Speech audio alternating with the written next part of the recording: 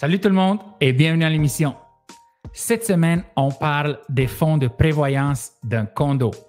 Restez avec nous jusqu'à la fin, vous ne voulez pas manquer ça.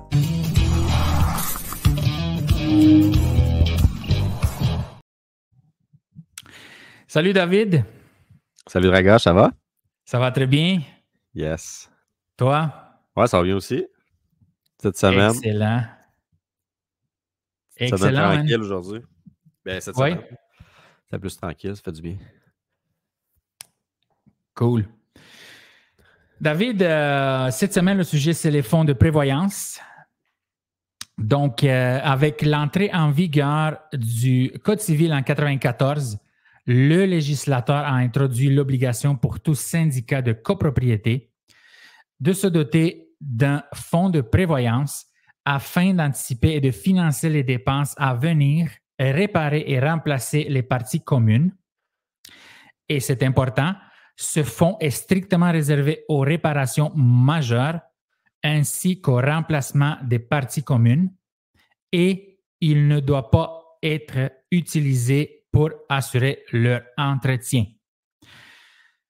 Ensuite, le projet de loi 16, qui a été voté en 2019, dernièrement, a modifié le Code civil afin d'assujettir le syndicat de copropriétaires à certaines obligations supplémentaires, dont celle d'obtenir une étude de fonds de prévoyance établissant les sommes nécessaires pour que ce fonds soit suffisant. Et j'aimerais débuter avec la question, est-ce que tu as eu dernièrement ou il n'y a pas longtemps des situations dans lesquelles les transactions étaient un peu plus difficiles dues au fait des fonds de prévoyance? Ben, c'est sûr que ça m'est déjà arrivé dans le passé d'arriver à des places que le bilan financier n'était pas vraiment en santé. Là, ça signifie que les fonds de prévoyance c'était pas trop bien. Mais il en manquait. Pour les mais en fait, sur le temps, en tout cas, moi, mon expérience que j'ai eue souvent, c'était il y a des travaux à faire à venir, puis il n'y a pas assez d'argent, puis il prévoit que ça va être dans 2 ans. Fait qu'il prévoit une cotisation spéciale de 3 000 $ exemple, par copropriétaire, exemple. Fait que ça, c'est la première chose quand il n'y a pas d'argent dans le fonds de prévoyance, c'est les cotisations spéciales. Mais c'est ça souvent que j'ai comme expérience. C'est qu'il n'y a pas beaucoup de. Mais c'est ça, souvent, c'est les vieilles bâtisses ou sinon des appartements qui ont été reconvertis en copropriété divise. Oui, exact. C'est ça. Fait que quand ça arrive, souvent, c'est. En tout cas, la gestion. En tout cas, mon expérience, souvent, j'ai vu que c'était moins bon. Mais oui, ça m'est déjà arrivé, effectivement. J'aimerais qu'on regarde un article ensemble. Et puis juste faire la petite correction, c'est depuis la loi, la mise à la loi en vigueur, c'est beaucoup mieux. En tout cas, moi, j'ai eu l'expérience que j'ai eue souvent depuis la mise en vigueur de la loi 16. C'est beaucoup mieux. C'est beaucoup mieux géré, les syndicats de copropriété. Fait que je trouve ça quand même bon. Fait que depuis 1 an ou 2, là, je te dirais, tous les condos. J'en visite beaucoup de condos souvent qui sont plus récents. Là. Mais en tout cas, la gestion semble mieux que là, 10 ans. Des fois, j'avais déjà visité là, 10 ans des condos que c'était vraiment déficient. Là, oui, je me souviens, j'ai été courtier immobilier pendant proche de 14 ans. Et c'est quand on visitait des condos, la chose que j'avais hâte de voir, c'était les fonds de prévoyance. Exact. C'est très simple. Mais c'est mieux en mieux. Mais là, justement, c'est mieux en mieux, mais là, ça fait quasiment que c'est quasiment. Ça amène d'autres problèmes. En tout cas, on s'en parlera tantôt. Exact. Et quand j'ai préparé le podcast, donc j'ai trouvé cet article qui, ça fait pas longtemps, il y a quelques jours, qui est sorti. Donc, les condos, pas de fonds de prévoyance, pas de prêt hypothécaire. Ouais. Et c'est la raison pour laquelle j'ai voulu faire un podcast avec toi. Là, je pense pas que c'est systématique. Là. Parce c'est ça. Je crois pas vraiment l'article là, au complet. Non, mais j'en ai parlé. Je visitais dernièrement des condos, puis mes acheteurs semblaient vraiment bien informés. Là, puis ils m'ont dit que ça pouvait causer problème au financement. Puis quand ils me l'ont dit, moi, ça m'était encore jamais arrivé comme situation. Fait que c'est pas de quoi que j'avais. Puis avec mon conseiller hypothécaire que je vois souvent, il m'en a pas non plus parlé. Mais j'aimerais ça voir avec lui qu'est-ce qu'il en pense. Fait qu'on pourrait peut-être en parler dans notre podcast. Je n'ai pas réussi à joindre aujourd'hui. Puis là, je savais qu'on parlait de ça. Je n'avais pas pensé de l'appeler. Là. Mais lui, il fait beaucoup affaire avec des banques virtuelles souvent. Fait que d'après moi, c'est pas systématique, mais il doit y avoir des. Mais c'est sûr que d'après moi, de plus en plus, ils vont regarder ça, c'est sûr. Là. Exact.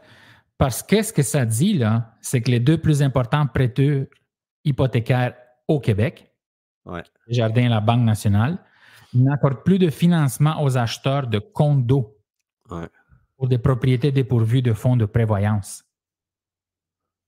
Ouais. Donc, ce que toi, tu me dis, c'est que à part tes clients dernièrement, tu n'as pas entendu parler de ça et tu n'as pas eu à...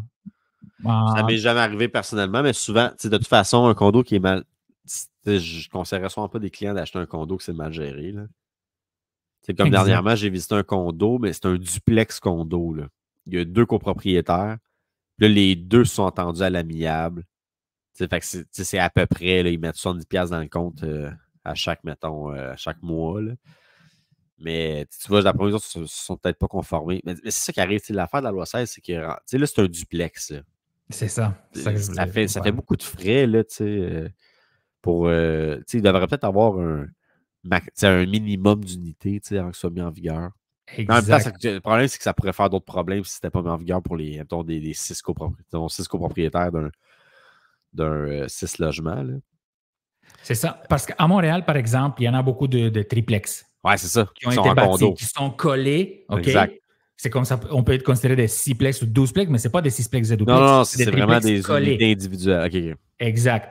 Donc, il y en a 3 en d'autres mots là, dans un syndicat. Mais en fait, c'est pas un triplex. Un triplex, ça serait que c'est un propriétaire qui aurait 3 logements. Là, mais juste pour que les gens comprennent qu'ils ne se mélangent pas. Mais là, tu parles d'un triplex où est-ce qu'il y aurait 3 copropriétaires de chacun de leur partie. Mais c'est ça. 3 numéros de cadastre différents. C'est 3 unités de copropriétaires. Oui. Ouais. Dans un immeuble à logement de 3 logements. C'est ça. Et j'ai acheté avec des clients plusieurs fois ce type de condo, de copropriété. Ouais. Et c'est dans ces cas-là que les fonds de prévoyance sont minimes. Là. Exact. Voire aucun. Il y a déjà eu, parce que je ne sais même pas si ça fait 1 000$. Et c'était quand même, je crois que la propriété avait 6 ou 7 ans. Et ça m'a resté dans la mémoire. Donc, je crois qu'il y a un milieu. Un juste milieu. Ce que je veux dire par ça, c'est que lorsque j'habitais à Saint-Hubert, l'immeuble était de 15 logements. Okay. Donc, c'était un immeuble, un syndicat de copropriété de 15. Exact. Unité 15 copropriétaires. Et là, on avait un président qui était vraiment bon à ses affaires. Okay. Là. Okay. Et il était au courant de tout. Il achetait même des livres par rapport au condo et tout ça. Donc, je me souviens que quand ça a débuté, le besoin d'avoir un fonds de prévoyance et une étude de fonds de prévoyance, qu'on va parler tantôt, les frais de condo ont été calculés et c'était une augmentation de moins 40 fois 50%. Ah, mais ça, il y en a eu plein. Là, c'est énorme. Dans la place de 200$ par mois, c'était 300$ par mois, exact. 300 quelques. Mais 300, c'est pas rare de voir ça maintenant. Souvent, ce qu'on va voir aussi, ben là, ça rapporte mon anecdote, c'est qu'il va y avoir un frais spécial mensuel pendant 5 ans pour que dans 5 ans, il arrive selon les pronostics. Tu sais. Fait qu'ils veulent avoir un fonds de prévoyance pour que dans 5 ans, ils peuvent baisser les frais. Fait que pendant 5 ans, tu es pogné à payer, exemple, 100$ de plus temporairement pour renflouer le compte, pour arriver avec les travaux qu'il y a à faire. Puis, j'expliquerai tantôt c'est quoi exactement la loi 16. Mais tu sais, les détails, les grosses lignes. Là. Puis, c'est ça. Fait que c'était des frais de condo de 300$ par an. Ouais, exact. Mais là, le problème, ce que je trouve problématique, par contre, c'est que là, mettons qu'on parlait d'un immeuble de 3 copropriétés versus un immeuble de 15 copropriétés. Là. Tu sais, le 15, à chaque 5 ans, il faut qu'il fasse une inspection pour prévoir les travaux qu'il a à faire dans la loi. C'est ça qu'il prévoit. Pour justement voir combien il faut avoir d'argent dans le compte pour prévoir à l'avance. Exact. Mais là, l'affaire, c'est que, tu sais, 3 copropriétés. 3 copropriétaires, ça coûte cher l'inspection en bâtiment, tandis que si t'es 20, sais, la différence de prix, tu sais, oui, l'inspecteur va charger un peu plus cher, mais ça coûte moins cher à 20. T'sais. Fait que je trouve que la mise en place de cette loi-là, ça peut tirer une balle dans le pied des immeubles qui n'ont pas beaucoup de copropriété. Je trouve que ça va leur coûter plus cher, surtout que là, il faut qu'il y ait une comptabilité à jour. C'est une grosse gestion. Mais je comprends qu'ils veulent éviter aussi les litiges entre copropriétaires. Là, parce que s'il n'y a pas d'argent dans le compte, qu'il y a, il y a des travaux à faire, là, il faut qu'il y ait une cotisation spéciale. Mais là, si le gars, il n'a pas le 2000$, t'es mal pogné. Fait que là, le gars ne veut pas le payer, mettons. Mais là, ça peut faire des litiges. Fait que c'est pour ça qu'ils veulent éviter ça, je comprends. Là. Mais c'est comme si tu avais une maison et tu obligé à chaque 5 ans de faire une inspection en bâtiment. C'est ça. Puis d'avoir de l'argent dans le compte. Là, oui, c'est ça qu'il faudrait faire logiquement. Là. Mais je trouve quand même que c'est intense. Là. Ça fait en sorte que ça booste les frais pas mal. Là. Mais en tout cas, c'est peut-être la loi. Peut-être, je trouve que c'est correct, là, mais c'est quand même intense. Donc, check ce que ça dit. Les dirigeants de Remax ont eu la confirmation chez Desjardins et la Banque nationale. Ouais. Donc, il y a eu une confirmation, là. C'est pas juste de oui dire. Non, mais moi, j'entends parler, je suis persuadé. Là, chez Desjardins, les porte-parole Jean-Benoît Turcotte répond pourtant qu'il n'y a aucune directive interdisant un financement en l'absence d'un document confirmant l'existence d'un fonds de prévoyance. OK? Donc, il n'y a aucune directive qui interdit. Non, mais c'est du cas mais là, il demande. Non, mais d'après moi, c'est du cas par cas. Tu sais. Pas qu'un immeuble de 5 ans, il n'y a pas tant d'argent en fonds de prévoyance, ils vont prêter. C'est tout le temps le risque. Tu pognes une copropriété de 1960. Là, parce que là, c'est compliqué. Là, il n'y a pas beaucoup d'argent en compte de prévoyance, mettons. Là, la banque, il faudrait quasiment qu'elle ait une inspection détaillée de toutes les copropriétés. Fait que c'est sûrement du cas par cas. Fait que moi, je pense que peut-être qu'il y a déjà un immeuble, une copropriété neuve, je suis sûr qu'il y aurait moins de troubles. Mais tu pognes un immeuble plus vieux. Moi, je pense que ça va. Quand ils gèrent le dossier, le souscripteur, en tout cas, là-bas, ils vont y aller au cas par cas, peut-être. Je dis ça de même, c'est une hypothèse. Mais je pense pas que c'est systématique. C'est pour ça que le gars, il dit ça, peut-être. Exact. Et check à la Banque nationale. Je le défends. Effectivement, pour obtenir du financement pour une copropriété, il doit y avoir un fonds de prévoyance comme prescrit par la loi. À noter que nous n'avons pas d'exigence particulière pour les carnets d'entretien. Mais ça, ils n'ont pas d'exigence particulière. C'est qu'à chaque cas de financement, ils vont utiliser le dossier, puis s'ils voient que ça ne tient pas la route, parce que la banque, au final, elle va être sûre de rentrer dans son argent, si jamais elle récupère l'immeuble. Et c'est vrai que pour les courtiers immobiliers, là, si on fait une petite parenthèse, ça va être un peu plus difficile. Déjà, il y a que lorsqu'on demande aux gens la déclaration de copropriété, ça, c'est une classique. OK, mais ça, je trouve ça complètement faux, là, parce qu'ils sont publiés exactement. Au registre foncier. Fait qu'un bon courtier il va être capable d'aller chercher la déclaration de copropriété sans problème, là, en tout cas. Exact. Mais je comprends que pour les dossiers de syndicats, c'est une autre affaire, mais pour vrai, l'affaire de la déclaration de copropriété, c'est absurde, en tout cas. Je comprends. Avec JLR. Moi, j'avais un compte JLR. Mais toi aussi, tu l'as, je crois, avec Rallye. Ouais, mais je m'en sers pas. Je m'en sers pas pour. Je devrais peut-être, mais pour faire de la prospection. Exact. Pour certains dossiers, on obtient l'autorisation du prêteur, puis après, sans la confirmation des fonds de prévoyance, c'est non. OK. Et donc, ce qu'elle explique, c'est que ça prend une confirmation de fonds de prévoyance. OK, mais l'autre en haut, il disait non. Exactement. OK, c'est ça que c'est. OK, ça, tu voulais dire. Oui. Il y en a que oui, il y en a que non. On fait quoi, là? Donc, on va y aller étape par étape. Desjardins, on est mieux de l'avoir. D'après moi, c'est oui. Là. D'après moi, il dit de la merde, là, le gars de la Caisse des Jardins. Là. C'est comme on disait pour les plus petites copropriétés de 8 unités et moins, c'est souvent très compliqué d'avoir de la documentation. Mais là, c'est ça. Là, où ils ont raison, c'est que parce que l'affaire de la déclaration de copropriété, c'est accessible en ligne. Là. Fait que tu payes 2$, là, puis tu vas avoir. Mais pour le reste, effectivement, des fois, c'est compliqué. Moi, personnellement, je n'ai jamais vécu ça. Des fois, ça m'est déjà arrivé, petite copropriété, j'ai pogné une madame un peu aigre. Tu sais, je ne sais pas si elle était malheureuse, quoi que ce soit, là, ou elle n'aimait pas mes clients. Là, je vendais, puis Puis en tout cas, elle ne fournissait pas les documents, c'était long. Puis là, elle chargeait des frais, tu sais. Puis en tout cas, puis là, elle n'avait pas chargé de frais à un, puis là, elle chargeait des frais à mon client, puis ça a fait de la chicane. Parce qu'elle chargeait 75$ pour. Moi, je m'en fous, je vais te le payer, 75$. Là. Mais finalement, oui, c'est ça. J'avais payé les frais. Puis là, c'était le chum à ma cousine, je vendais son condo, puis là, elle me dit. Là, mon cousin, son chum, il me dit, hey, il dit, elle t'a fait payer des frais. Il dit, elle n'avait pas fait payer à l'autre en haut qu'elle aime bien. Tu sais. Fait que là, finalement, elle leur avait remboursé. Exact, c'est vrai. Parce que tout le monde était fâché après elle parce qu'elle l'avait comme encaissé. Mais en même temps, je trouve ça correct. Tu sais, Chris, tu travailles. C'est du temps, là, gérer ça. Là. Fait que bref, quand des fois, ils chargent 100$ le syndicat pour avoir accès à ces documents-là. Mais c'est normal, là, en même temps, la personne elle s'occupe de tout ça. Là. Exactement. Et 100$ ou dans mon condo, c'était 50, je crois. Mais aussi, qu'ils doivent remplir, le président doit remplir la DRCOP. Mais souvent, ils chargent pour ça aussi. Mais c'est ça, mais c'est pareil. C'est ça qui charge plus. Temps, mais oui. Le gars fait ça le soir après souper. Et aussi, souvent, c'est des retraités. Le notaire aussi, mais aussi nous, DRCOP ou quelque chose comme ça.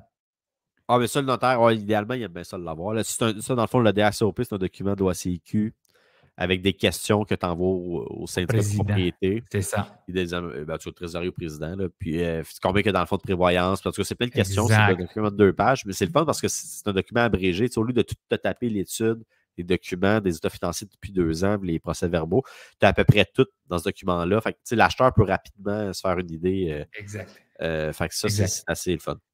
C'est ça, le DRCOP. Je m'excuse, j'ai sorti ça. Puis... Mais bref. Non, c'est moi qui l'ai dit, DRCOP. Toi, t'as pas dit ça. OK, mais bref, ça, maintenant, les courtiers font tout le temps remplir. Là, idéalement, on le fait. Là. Mais l'affaire, c'est que c'est ça, c'est du temps. Mais souvent, des fois, il y a des présidents qui sont retraités, puis ils aiment bien ça. Puis les autres sont bien contents, puis ils ne chargent pas de frais. Là. Des petites copropriétés, je parle. Là. Mais c'est ça, c'est normal. Là. Moi, souvent, je paye les frais à mes clients, puis ils me donnent des documents. Mais souvent, dans les petites copropriétés, ça peut être plus problématique d'avoir les documents. Là, parfait. Mais c'est un droit des copropriétaires d'avoir accès à ça en passant. Là. C'est obligatoire. Là, tu sais. Oui.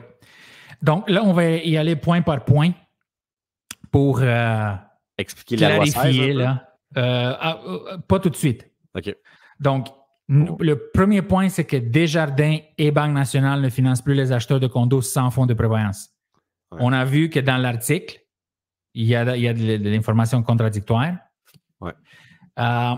Ensuite, cette décision s'applique aux copropriétaires dont le syndicat ne peut fournir la preuve de fonds de prévoyance. Donc, lorsque la banque veut financer, ils vont demander une preuve de fonds de prévoyance. Et ça a toujours été. C'est logique, ça a toujours été. Là, et le porte-parole dit n'importe quoi. Là. C'est sûr que Desjardins, c'est ça mon point. Ils vérifient ça. Là. Mais oui. Ensuite, des agents immobiliers l'ont découvert par hasard. Donc, en plus que ce n'est pas clair, les courtiers ne sont pas informés. Mais parce qu'il faut comprendre que le courtier immobilier, sa job, ce n'est pas les prêts hypothécaires. Ça se peut que des fois, les lois ils changent, mais on n'est pas mis à jour là-dessus. On n'a pas de formation continue là-dessus, où on n'a pas accès nécessairement à toutes ces informations-là. Fait que des fois, ça arrive. Mais tu sais, exemple, que ça fait 1 mois que les banques font plus attention, ils font plus attention à certaines choses. Des fois, le courtier, on s'en rend compte lors d'un financement. Tu fais une promesse d'achat, tout, là, tu envoies ça. C'est la job du courtier hypothécaire. Oui. Mais lui, le courtier hypothécaire, il risque de le savoir, quelqu'un qui roule beaucoup. Là. Tandis que le courtier immobilier, lui, il dit, dans le fond, c'est que tu fais une offre d'achat quelque part pour un condo, tes clients, il passe à la banque, il n'y a pas trop, ils sont prêts à approuver. Puis là, finalement, à la banque, là, tu vois que ça ne passe pas, tu sais.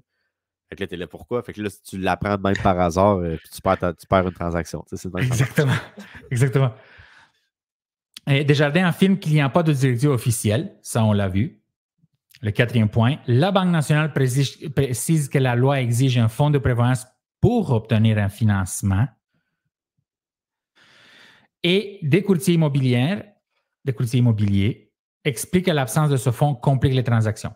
Bref, là, dans l'article, ce qui est normal. Ouais. Et la loi prévoit en effet que les syndicats de copropriété doivent disposer d'un fonds de prévoyance adéquatement capitalisé, dont le solde doit couvrir les réparations anticipées pour les 5 prochaines années. Exact. OK? Donc, ça, c'est important. Ensuite, les copropriétaires doivent aussi avoir un fonds d'auto-assurance dans un compte de banque séparé pour couvrir le coût de la franchise en cas de sinistre. Ça, on y reviendra tantôt. Okay. Et Québec s'apprête à obliger tous les syndicats de copropriété à adopter un carnet d'entretien renouvelable aux 5 ans. Comme tu disais, à chaque 5 ans, il doit y avoir une inspection. C'est en ligne, ça? Je suis un peu mélangé aussi. Le carnet d'entretien, c'est pas encore en vigueur. Non.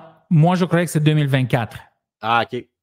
C'est ça. Parce que la loi 16, Gilles expliquait qu'il va falloir avoir ça va être obligatoire le carnet d'entretien, c'est 2024. Parce que la loi 16 est adoptée en 2019. 2019, oui. Exact. Mais, OK, c'est ça. OK. Donc, et ce carnet d'entretien est renouvelable aux 5 ans.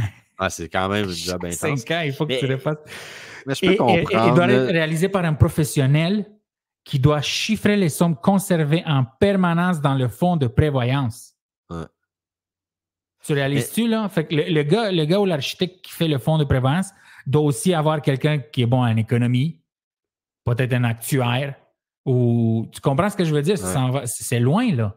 C'est pas juste un inspecteur qui dit, OK, d'après moi, là, dans 8 ans, tu dois avoir tes fenêtres, puis dans 6 ans, le toit. Là, toi, tu dois te préparer. C'est pas ça, là. Là, tu fais affaire avec quel professionnel? Tu sais, après. Et voilà. C'est sûr que c'est un peu mélangeant, là. Ouais. Donc, ce qui dit que ces mesures ont été annoncées hier, qui est le 20 septembre, donc 19 septembre. Mais on le savait déjà, là. Je ne sais pas qu'est-ce qui a été annoncé de plus, là. Mais moi, je trouve ça quand même correct, tu sais. C'est parce que tu ne veux pas être pogné. Mais puis ça, en passant, cette loi-là, il devrait peut-être avoir une affaire, tu sais, que ça devrait, en tout cas, pour les immeubles neufs, tu sais, les immeubles neufs, mettons, les 10 premières années, tu n'as rien à faire, là. Exactement. Et une attestation... dans le fond, il y a moins de frais, mais pour les vieux immeubles, je comprends, tu sais, quelqu'un qui achète ça, tu vas être sûr que tu ne vas pas te ramasser avec une cotisation spéciale de 10 000 là, dans 3 ans. Tu sais. C'est quand même correct, moi, je pense. Puis ça évite les litiges entre copropriétaires, mais c'est juste pour les petites copropriétés, je trouve que c'est là que c'est plus problématique, mais encore là, ça protège tout le monde. Tu sais. C'est ça. Et une attestation de fonds et du carnet d'entretien sera exigée pour tout acheteur. C'est ça le point qui ressort de l'article et de l'annonce. Ouais. Ce qui est incroyable. Hein? Je ne sais pas comment ils vont faire ça. Une attestation, une attestation de comment qui va attester ça? Le président. Le président, il est déjà responsable pour plein de choses. Ouais, mais c'est quoi? Il va être responsable pour attester les fonds de prévoyance et il va falloir... l'inspection et le carnet a été bien fait. Mais je pense pas qu'il est habilité pour faire ça. Il va falloir qu'il fasse affaire avec des professionnels là, qui vont dire... Donc, en d'autres mots, il n'y a pas encore des choses... Les choses ne sont pas claires. Mais qui va faire le carnet d'entretien? Tu sais? Ben, c'est ça. Parce que ça peut pas être... En tout cas, ça peut être un... c'est long, là. Hein? Parce que là, tu sais, il y a l'entrepreneur général qui peut évaluer les coûts, il y a l'inspecteur en bâtiment, il va y avoir le fiscaliste CPA qui fait les états financiers. Il va y avoir l'actuaire qui va tout analyser ces données-là à la fin de l'année ou quelque chose comme ça. Je trouve ça quand même correct, tu sais, parce que, admettons que des grosses copropriétés, là, des fois, là, tu as des cas, tu sais, admettons, là, tu as 10 000 pieds, ben là, peut-être pas 10 000 pieds, là, mais dans les très grosses, oui, là, mais mettons, 5 000 pieds carrés d'espace commun, là. C'est pas long, même plus. Là, ça peut aller en 10 000, là, sûrement, là, ben, dans des très grosses copropriétés. Ces espaces communs-là doivent être entretenus. C'est pas que ta petite espace privative. Mais non, exact. C'est sûr qu'il y a des frais. Moi, je pense que c'est quand même correct, mais ça va poser problème pour les petites copropriétés. Puis ça va faire en sorte que les gens vont s'acheter plus de maisons. C'est ça. Donc, ça, c'est le dernier point que je veux qu'on en parle. Mais ça Est-ce que tu crois... Ouais, vas-y. Est-ce que tu crois que la valeur des condos va baisser parce qu'il va y avoir moins d'acheteurs qui sont présents? À cause de ce trouble-là, de qui fait les fonds de prévoyance, c'est qui fait le carnet, c'est qui accepte ça, c'est qui c'est pas à cause de ce trouble-là nécessairement, parce que des fois, quand tu achètes une copropriété, il y a déjà les personnes qui sont prêtes à le faire dans l'immeuble, à part pour les petites copropriétés. Mais dans les copropriétés moyennes et plus, là, le problème, c'est pas que le trouble de faire ça, parce qu'après ça, ces personnes-là qui vont être prêtes à le faire, ils vont demander un salaire. Éventuellement. Mais le trouble, moi, tant qu'à moi, c'est que les frais sont tellement élevés, les frais de condo, que les gens vont juste acheter une propriété juste parce que c'est trop élevé, les frais de condo. C'est juste ça. C'est ça le gros problème, Dragoche. Oui. Des frais de condo de 350$ ou 400$ par mois, là, c'est extrêmement cher. C'est fou. Là. Ici, en Alberta, c'est encore pire. Hein? Ah ouais? Les frais de condo, quand tu as des frais de condo à 450, c'est bien. Ah ouais. Il y en a 600, 700, 800, 900, 1200 par mois. Ah, mais les taxes sont moins chères, c'est ce que tu là-bas? Les taxes sont moins chères et ça inclut des fois l'eau chaude, le chauffage, à 1200. L'assurance, c'est ça. Je crois que ça s'en vient au Québec aussi. Là. Moi, je payais, au début, c'était 93$, je me souviens. Okay. Même pas 100$ pendant des années. Ouais. En 2011, disons, jusqu'en 2013-2014. C'est ça que je payais. Ensuite, ça a été plus. Et quand j'ai quitté, c'était 280 et ils prévoyaient que ça va augmenter à 420 avec les carnets et tout. Là. C'est incroyable. C'est incroyable. Mais à date, ça a quadruplé en même pas 10 ans. Ah, c'est malade mental. Mais tu sais, je vois pas trop de baisse. Là, peut-être qu'il va y avoir moins d'acheteurs, mais s'il y a une baisse d'acheteurs, c'est parce que c'est les frais de condo qui sont trop élevés. C'est juste ça. Puis oui, ça peut faire en sorte que les immeubles baissent un peu, mais de toute façon, moi, j'avais quand même remarqué que ça avait baissé un petit peu. T'sais, après le pic là, de la COVID, là, les condos, là, ils ont baissé. Mettons qu'ils ont stagné là, en moyenne, exemple, à 320 000, exemple. Mais d'après moi, je pense que ça avait baissé. Je n'ai pas trop regardé là, les stats là-dessus. Là. Je ne suis pas courtier immobilier mal chaussé.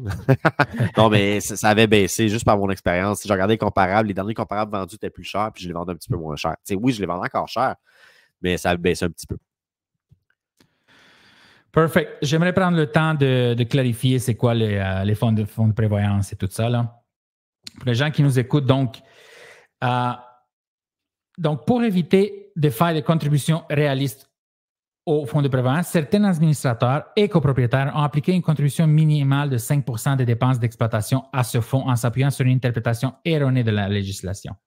En d'autres mots, disons que tout te coûte 100$ par copropriétaire. On va prendre un exemple. Le déneigement, les assurances, l'entretien. C'est ça, exact. Le coût d'exploitation, c'est toutes les dépenses liées à l'entretien et à la gestion. Voilà. Donc, c'est 100$. Alors, ce que les administrateurs faisaient, c'est qu'ils rajoutaient 5%. Donc là, ça te coûtait 105. Ça incluait les fonds de prévoyance. OK? Donc, ce faisant, ils oubliaient de prendre en compte que la loi stipule que les contributions sont établies en fonction du coût estimatif des réparations majeures à venir et du coût de remplacement d'éléments des parties communes arrivés en fin de vie. Donc, le législateur a d'ailleurs retiré toute référence à la contribution minimale de 5% du projet de loi 16 adopté en décembre 2019. Ça, c'est important de comprendre et j'ai voulu amener ce point.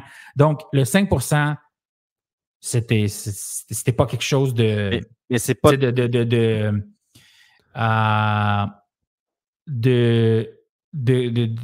réel ou d'important comme chiffre, mais ce que les gens faisaient. Tout le monde entendait ça, fait que tout le monde faisait ça. Mais c'est pas tout à fait ça, parce que il prévoyait, ce que tu peux tromper d'erreur des gens, là, parce qu'il y a une portion des frais de copropriété qui allait dans le fonds de prévoyance. Ça fait qu'à mettons, tu avais par année là, 30 000 de frais d'exploitation. Puis tu as un 10 000 qui va dans le compte. Fait que tu as 40 000, mais le 5 il l'ajoutait juste sur le 30 000. Puis il divisait à tout le monde. Oui, exact. Proportionnellement. Fait que, c'est ça. Mais là, c'était pas ça qu'il fallait faire parce que là, il fallait qu'il prévoie, tu sais, admettons qu'il y avait la toiture à faire qui coûte 100 000 dans 10 ans. Mais là, il fallait qu'il faut qu'il puisse économiser l'argent du 100 000, ce qu'il ne faisait pas, parce qu'il prenait juste 5 %. Tu sais. C'est ça, exactement. Donc, il faut qu'il y ait l'argent pour les travaux. Exact. La réalisation d'une étude de fonds de prévoyance est essentielle, car elle fournit un portrait global des ressources financières qui seront nécessaires pour les travaux d'importance à effectuer sur une période de 25 à 30 ans. Exact. Cette étude consiste en une analyse physique et financière des parties communes de l'immeuble réalisée par un professionnel du bâtiment. Okay? Donc, les différents scénarios de réalisation de travaux et de contributions annuelles au fonds de prévoyance sont ensuite soumis à un administrateur sous forme d'un rapport rédigé par un expert. Exact. Mais là, ce OK? qui est quand même étonnant, c'est que dans la loi, ils veulent qu'un inspecteur en bâtiment inspecte tous les 5 ans. Fait que même si tu as prévu les travaux à faire dans 25-30 ans, il faut quand même qu'ils reviennent aux 5 ans. Exactement. Exact. Et le conseil d'administration établit alors un plan de financement destiné afin de permettre d'assumer les coûts de tous les travaux à réaliser. OK? Donc, les promoteurs ou les présidents ou les administrateurs d'un syndicat de copropriété doivent également établir un carnet d'entretien. Mais Donc, ça start avec le promoteur. oui, Mettons pour les nouveaux. bien sûr. Fait que Bien là, t'as sûr. un carnet d'entretien, c'est ça. Exactement. Donc, quand quelqu'un bâtit un building, là, le promoteur, là, ben, c'est lui-là qu'il faut qu'il starte comme il faut. Exact. C'est pour ça que je voulais parler de ça. Puis là, ça met C'est en pas, place, c'est pas monsieur, madame, tout le monde rentrer dans les condos, là. Ah, c'est ça. Mais là, Surtout pour neuf. les anciens, oui. Pour les anciens, oui, mais pas pour les nouveaux. C'est ça. OK. Donc, ces deux documents, OK, qui est l'étude de fonds de prévoyance et le carnet d'entretien, doivent être mis à jour et révisés périodiquement, tous les 5 ans, dans le cadre d'études de fonds de prévoyance. C'est ça. OK? Donc, mais pas dans le cas du carnet d'entretien. Pourquoi? Parce que le carnet d'entretien est fait sur 25-30 ans. OK? Mais à chaque 5 ans, il doit y avoir une étude pour voir une mise à jour. Bon, on a dit que la toiture va te coûter 50 000 dans 15 ans. Là, dans 5 ans, tu te rends compte que les prix ont doublé. Mais c'est aussi, le cas. non, mais je ne sais pas s'ils font ils font des soumissions nécessairement, là. Mais c'est surtout aussi de voir s'il n'y a pas des nouveaux problèmes qui sont survenus depuis ça. Mais aussi, si la toiture a été calculée à 50 000 et là, est 75 là, ça, faut qu'il y ait un ajustement. C'est clair. OK. Bon, ça, est-ce qu'il y a réaliser une étude de fonds de prévoyance en 6 étapes? Donc, la première étape, c'est établissement de la liste des éléments des parties communes. Deuxièmement, inspection visuelle de l'ensemble de l'immeuble. Troisièmement, compilation sous forme de tableau de chaque élément, de son âge, de sa durée de vie anticipée, de l'estimation du coût de sa réparation ou de son remplacement. Quatrièmement, détermination des problèmes, des travaux correctifs et des coûts. Cinquièmement, projection sur une période de 25 ans de la séquence des travaux majeurs et des remplacements à effectuer, ainsi que les coûts annuels estimatifs pour l'ensemble de ces éléments. C'est ça. Et dernièrement, sur la base des débours annuels, déboursement, la proposition des différents scénarios de contributions annuelles au fonds de prévoyance afin d'y maintenir un solde positif. D'après toi, là, on a parlé des achats, des ventes. Est-ce que c'est une bonne chose pour monsieur, madame, tout le monde qui habite dans un condo? Donc, ma question, c'était, est-ce que tu crois, à part l'achat, la revente, la valeur, est-ce que tu crois que c'est une bonne chose pour monsieur, madame, tout le monde que cette loi rentre en vigueur? Bien, en général, oui. Parce que ce qu'il voulait éviter le gouvernement, c'était les litiges. Tu sais. Il voulait éviter, d'après moi, là, je ne suis pas informé pourquoi ils ont adopté la loi, mais d'après moi, c'est ça. Ils veulent éviter les litiges entre copropriétaires, puis ils veulent éviter les cotisations spéciales. Puis souvent, c'est ça. Il y avait la toiture à faire, ça coûte 100 000. Ça coûtait 3 000 par personne, mettons. Là. Il y a 30 copropriétaires, il n'y a pas d'argent dans le compte. Puis là, Jean-Jacques, lui, il n'a pas le 3 000. Là. Puis il n'est pas capable d'être payé. Tu sais. Exact. Fait que c'est ça qu'il voulait éviter. Tu sais. Puis là, qu'est-ce que tu fais? Ben là, ça fait des poursuites. Puis, fait qu'il voulait éviter ces frais-là. Mais, tu sais, comme dans chaque loi, il y a du positif, du négatif. Mais dans tout ce qui existe sur la Terre. Là. Il y a tout le temps du positif, du négatif. Il y aurait des. Quand c'est des petites copropriétés, ça peut y avoir du négatif. Plus que les grosses, je pense. Les grosses, c'est normal. Mais, tu sais, une petite copropriété, la toiture, des fois, ça coûte 10 000. C'est pas des gros travaux comme des copropriétés vraiment grosses. Fait que c'est là que peut-être ça va faire en sorte que les frais de condo vont être vraiment élevés. Mais dans tout, là, en passant, ils vont être élevés peu importe où. Là. Mais pour la gestion, parce que le problème, c'est que les petites copropriétés, ils veulent faire affaire des fois avec des compagnies de gestion. Mais ça coûte cher. Fait que là, il faut qu'ils gèrent eux-mêmes. Puis là, c'est là que ça demande du temps. Fait que, c'est un peu plus problématique, je pense, pour les petites copropriétés en général, là, tout ça. Là, parce que sinon, ça va bien. Là. Nice. Donc, David, est-ce que tu es là? Ouais, je suis là. Et va peut-être falloir qu'on coupe. Non, c'est que là, je te 30 vois, tu secondes. Là. bouges. OK. Mais est-ce que tu m'entendais parler? Oui, je t'ai entendu parler. OK, good. Bon, ben, c'est une bonne nouvelle. C'est que les gens ont compris ma réponse. Oui, ils ont tous compris ta réponse. Bon, OK, on va good. finir à ce sujet avec les fonds d'auto-assurance. OK. Donc, les syndicats de copropriété doivent mettre en place un fonds d'auto-assurance liquide et disponible à court terme. Ces fonds ont pour objet d'anticiper et financer notamment les dépenses relatives à la réalisation de travaux à venir par la suite d'un sinistre. OK? Donc, j'aimerais qu'on explique ce que ça veut dire un fonds d'auto-assurance liquide et disponible, c'est qu'il ne doit pas être dans un produit financier. Disons un compte d'épargne qui est fermé pour 1 an ou 2 ans ou peu importe. OK? Donc, ça doit être un compte en banque régulier qui peuvent sortir l'argent tout de suite et qui doit être séparé du compte d'entretien normal. Le fonds de prévoyance s'appelait, exactement. Okay. Donc, moi, je vais donner l'exemple.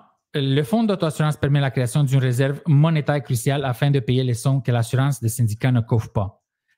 Un très bon exemple, c'est lors d'un sinistre, si la franchise s'élève à 10 000 et que les dommages sont évalués à 18 000 l'assureur ne payera que 8 000 parce qu'il y a une franchise de 10 000. Alors, ce fonds fonds d'auto-assurance, il est là pour justement que les gens puissent payer la franchise et ne pas avoir à faire une cotisation spéciale. Est-ce que toi, dans ton expérience, est-ce que c'est déjà arrivé un moment où les gens ont été obligés de faire une cotisation spéciale parce qu'ils n'avaient pas justement l'argent dans leur compte? Oui, c'est déjà arrivé. C'est déjà arrivé, mais des fois, là, si tout le monde est d'accord, tu as 20 000 dans le compte, il y a une affaire qui coûte 5 000, tout le monde est d'accord de dire hey, on paye une cotation spéciale, comme ça, ils ne vont pas prendre l'argent du compte de prévoyance. Souvent, c'est ça qui arrive. Oui, il y a de l'argent dans le compte, mais ils ne vont pas prendre systématiquement l'argent qu'il y a dans le compte. Ça, je trouve ça quand même bien, parce que des fois, ça va coûter 300. Mais tu sais, quelqu'un qui a une maison, il a des travaux à faire, il va payer. Là. Fait que tout le monde est d'accord, tout le monde paye 300$, puis tu fais. Exemple, des fois, ces petites cotations spéciales, c'est ça qui arrive souvent dans mon expérience que je vois. Des cotations spéciales, mettons, majeures pour des travaux majeurs, que là, cette affaire, c'est quand même plus rare là, que j'ai vu ça. Mais sinon, puis en passant, il faut les déclarer, ça. Hein. Quand tu vas une maison, quand tu vas ton condo, là, si tu as des cotations spéciales à prévoir dans 1 an, des fois, le syndicat, il se prévoit d'avance. OK, dans 1 an, on repeinture les espaces communs, puis tout le monde paye pour pas qu'on prenne d'argent dans le compte. Mais là, tout le monde va. Mais là, il faut que tu le déclares pour que l'acheteur, lui, puisse le savoir que dans 1 an, il va devoir payer. Oui. Il faut le déclarer quand tu vends ton condo. Là. En d'autres mots, là, j'invite les gens, ils peuvent aller sur condolégal.com, fonds d'auto-assurance, et ça va sortir tout de suite cet article, c'est vraiment intéressant. Donc, en d'autres mots, là, le fonds d'auto-assurance, c'est que tu mets dans ce compte-là la franchise, le montant de la franchise. Bien sûr, il y a des différences. Par exemple, lorsque la capitalisation du fonds d'auto-assurance est inférieure ou égale à la moitié de la plus haute franchise d'un contrat d'assurance, la contribution doit être égale à la moitié de cette franchise. Ainsi donc, si la franchise payable pour un dégât d'eau se chiffre à 50 000, les sommes à être versées au fonds d'auto-assurance seront de 25 000. OK? Et là, ensuite, il y a toutes les explications que les gens peuvent aller le voir. Mais bref, c'est ça, l'auto-assurance. Donc, en attendant que David revienne, David? Ouais, je suis là, j'entends un petit peu mal, c'est mon signal. C'est la première fois que ça arrive. Si tu me l'avais dit, il fallait que j'aie un fil. Ouais, je te l'ai dit aujourd'hui, donc c'est la raison pour laquelle ça se passe. Exact. De toute façon, il nous reste juste un dernier article. Ah, j'entends pas bien encore 30 secondes. Tu peux continuer, Dragoche.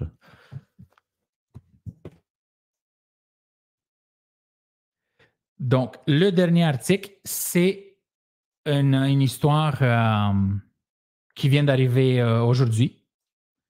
Donc, c'est une courtière immobilière qui a été battue et agressée à Montréal. Et c'est une chose que j'ai voulu regarder avec vous. Juste un instant.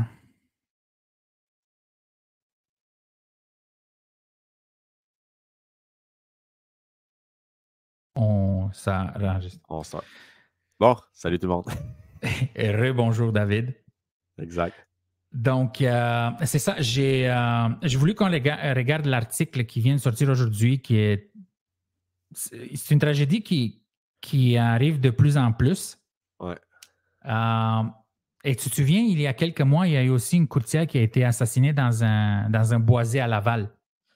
Ouais, ça me dit quelque chose, je suis. Ouais, il y a comme 2, 3, 4 mois. Oh, là. ouais. C'est incroyable. Je me suis dit, qu'est-ce qui se passe? Qu'est-ce qui se passe pour les courtiers? Tu sais? Voilà, pour les courtières, surtout, exact. Et check qu'est-ce que j'ai trouvé. Donc, une courtière immobilière battue et agressée à Montréal. C'est sorti aujourd'hui, ça. Oui, aujourd'hui. C'est ça.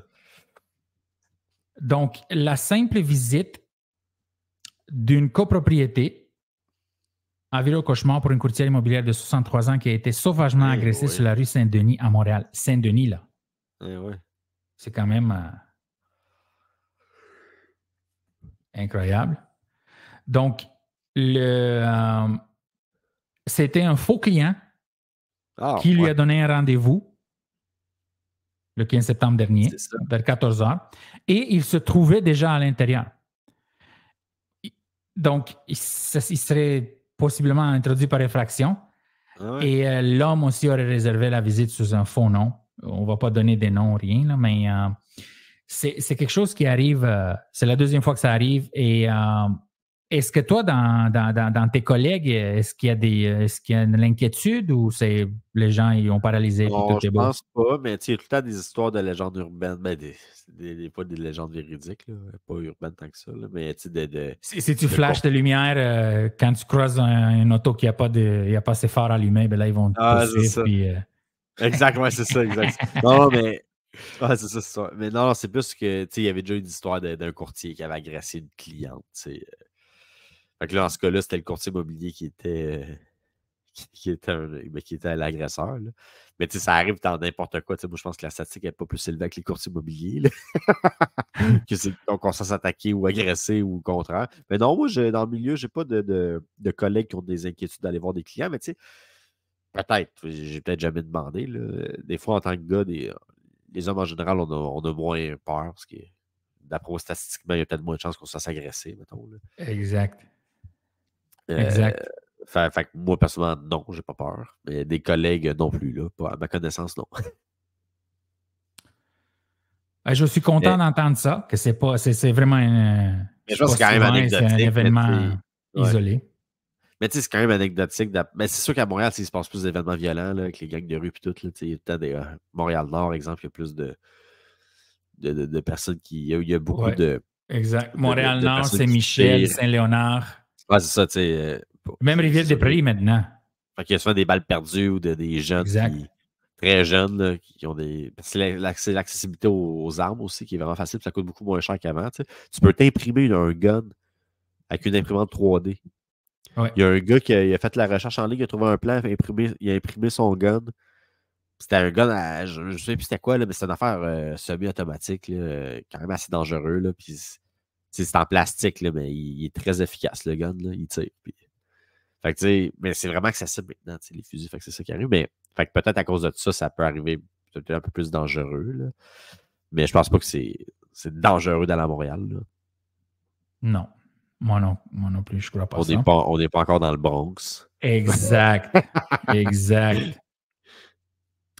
David, en terminant le podcast, est-ce que tu veux faire une anecdote? Ben, c'est ça, j'ai une petite anecdote par rapport au fonds de prévoyance. La semaine passée, je visite super de beau condo, un super de belle tour sur le bord du fleuve, de la vue sur le fleuve. Ben, ce condo, tu avais un petit peu la vue sur le fleuve, mais plus les espaces communs, il y avait un court de tennis, là, un terrain de tennis sur le bord du fleuve, de la piscine intérieure vue sur le fleuve. C'est des vieilles copropriétés, c'était à Repentigny. Puis c'est dans des vieilles tours, là, pas très jeunes, là, je pense que c'est 1980 de mémoire. Là. Mais bref, mes clients, ils l'ont pas mal aimé. On n'avait pas trop checké parce on l'avait visité sur le fly, fait que j'avais pas eu le temps d'envoyer la fiche descriptive. Moi, je l'avais pas vu. Là, on avait une journée de visite, puis ils m'ont envoyé celle-là, on veut visiter celle-là. Fait que je l'ai mis dans ma liste, puis sans avoir le temps de vérifier les détails comme il faut. Fait que là, on visite, on trouve ça bien le fun, c'est bien beau. On check les frais de condo. C'était 530$. Fait que là, dans le fond, c'est qu'il y avait un frais de condo exceptionnel jusqu'en 2031 de 175$ par unité. Mais en fait, non, c'est 175$ pour cette unité-là, parce que ça y va avec la proportion des pieds carrés. Des pieds carrés du condo, de la superficie. Mais fait que c'était pas le plus gros des autres qu'on avait. Fait que, les autres qui sont plus gros, c'est encore pire. Fait que c'est juste parce que suite à l'étude du fonds de prévoyance, avec les travaux à venir, il n'y avait pas assez d'argent dans le compte. Fait que là, ils se sont conformés à la nouvelle loi. Fait qu'il y avait des frais de 175$ jusqu'en 2031. Fait qu'en 2031, ils vont redevenir normal. Mais tu sais, les frais de condo sans ce 175$-là, c'était déjà 330$ d'affaires de même. Là. Fait que tu sais, juste en partant, c'est 330$. Fait que là, les frais, c'était en soi, jusqu'en 2031, c'était 500 et quelques, plus les taxes municipales. Fait que tu avais à peu près là, quasiment 10 000$ de frais annuels de taxes foncières, fait que taxes scolaires, taxes municipales, plus les frais de condo. Pour un condo de 300 000. T'sais. Wow. C'est pas de maison à 1,5 million. Là. Les taxes municipales d'une maison de 10 000 par année, ça va être, mettons, une maison à 1 million passé facile. Fait que c'est ça. C'est un petit condo de 300 000, ça coûte 10 000 par année. Fait que c'est vraiment. Il y a des loyers moins chers que ça là, en région. Là, ça, c'est juste tes frais de condo que tu n'as pas acheté. Fait que bref, on n'a pas acheté. On n'a pas acheté parce que les autres, ils voulaient rester là peut-être 5 ans. Et que là, dans 5 ans, 2029, ils allaient revendre avec les frais élevés. Fait que là, tout ça mis en compte, ils n'ont pas acheté. Ouais, je les comprends. Je les comprends parce que c'est à l'achat, c'est pendant que tu payes. Ouais. Mais à la revente. Mais c'est ça. Mais tu sais, cette propriété-là, il y a beaucoup de services. Fait que c'est sûr que ça coûte cher, mais des fois, là, tu fais des choix. Là. Tu veux-tu une piscine municipale, une piscine commune ou t'en veux pas? Une piscine municipale. Non, mais c'est ça, pareil, c'est une piscine commune, au final. Là, ça vaut la peine de payer tant de frais que ça pour mais non. Tu ne vas pas faire de longueur parce qu'il y a trop. Voyons donc, oublie ça là. Fait que c'est ça. Oublie ça. C'est fou pareil. Là. Exact. Alors, on a fait le tour. Les fonds de prévoyance, le carnet d'entretien, l'étude de fonds de prévoyance, le carnet d'entretien, le compte pour la franchise. Oui, puis qu'est-ce qui est extrêmement important? Il faut tout déclarer ça. Quand tu as des cotisations spéciales à venir, il faut le déclarer quand tu fais ta copropriété. Oui. Extrêmement important. Puis, je ne sais pas par contre, tu sais, des fois, là, à Montréal, il y a des lois qui existent. Mais c'est des lois de zonage, là, des règlements de zonage. Tu sais, quand tu transformes un appartement, mettons un triplex, tu le transformes en copropriété. Là, tu ne peux pas le faire parce que à cette place-là, tu ne peux pas selon le zonage. Fait que là, qu'est-ce qu'ils font? C'est qu'ils créent une convention d'indivision. Fait que ça, dans le fond, c'est quand tu es deux propriétaires d'une maison, tu es copropriétaire en indivision. Ouais. Chacun a 50% de la maison. C'est ça qu'on appelle l'indivision. Mais là c'est la même chose. C'est qu'exemple, exemple, il y a 3 unités. Fait que les 3 propriétaires sont copropriétaires en indivision. Fait qu'ils sont tous propriétaires du même bloc. Mais il y a dans la convention d'indivision, il va y avoir des restrictions. Tu sais, telle personne a le droit le bas, l'autre le milieu, l'autre le haut, pour faire en sorte que c'est comme si c'était un condo. Fait que ça, il y en a qui font ça. Mais ça, c'est compliqué au financement parce que la Banque nationale, exemple, c'est elle qui finance cet immeuble-là. L'acheteur qui achète peut juste être financé par la Banque nationale. Exactement. Parce qu'il ne peut pas avoir des financements distincts pour chaque. Ou des jardins. C'est ça. Non, mais ça peut être n'importe quoi. Ça peut être Exactement. aussi. Mais c'est souvent Desjardins qui fait. Mais souvent, c'est Desjardins ou Banque nationale que moi j'ai vu. Ouais, exactement. Mais ça se pourrait. Ça pourrait être une autre institution financière. Là. Je ne sais pas ce que les modalités, là, mais souvent, c'est eux que j'ai vus, effectivement. Mais ça, c'est long aussi parce qu'ils doivent demander. En fait, ils doivent offrir en vente, offrir aux autres gens qui sont dans une division d'acheter. Mais ça dépend comment la convention des divisions est faite. Mais ça apporte des problèmes, mettons. À chaque 20 ans, il faut que tu refasses ta convention des divisions d'affaires de même. Là. C'est quand même compliqué. Mais là, ma question, c'est, je ne me suis pas informé, là, mais je ne sais pas si la loi d'études du fonds de prévoyance s'applique pour eux, parce que les autres, ils simulent finalement une copropriété divise, là, comme une copropriété normale, un condo normal. Là. Exact. C'est ça. Fait que ça pourrait être une petite question qu'on pourrait répondre au prochain podcast. J'ai d'y penser, là, j'ai eu le petit flash. Puis, parce que c'est quand même rare. Là, moi, ça arrivé une fois qu'un acheteur, peut-être une ou deux fois là, qu'un acheteur avait acheté ça. C'est quand même rare, c'est seulement à Montréal qu'on voit ça. En tout cas, que moi, j'ai vu ça. C'est pas qu'à Montréal, mais souvent, c'est à Montréal. Fait que c'est ça serait peut-être une question intéressante là, que je pourrais m'informer pour répondre au prochain podcast, peut-être. Perfect. Alors, est-ce que tu as d'autres choses à ajouter ou c'est en masse, là? C'est tout. On est encore en dessous d'une heure, des carrés. Exactement. Ça a été. Je croyais que le podcast va être une demi-heure, mais. Non, quand tu penses que c'est 15 minutes, c'est 45 minutes. Exactement. Il y a beaucoup de choses à parler. Hein, beaucoup de choses à parler. Exact, et je crois qu'on a fait le tour. Et j'espère qu'on a bien expliqué les détails pour que les gens les comprennent bien. Exact. Alors, David, si tu n'as plus rien d'autre à ajouter, moi, je vais dire merci beaucoup pour votre écoute et votre soutien. Et on se revoit la semaine prochaine. Merci tout le monde. Ciao. Ciao. Salut.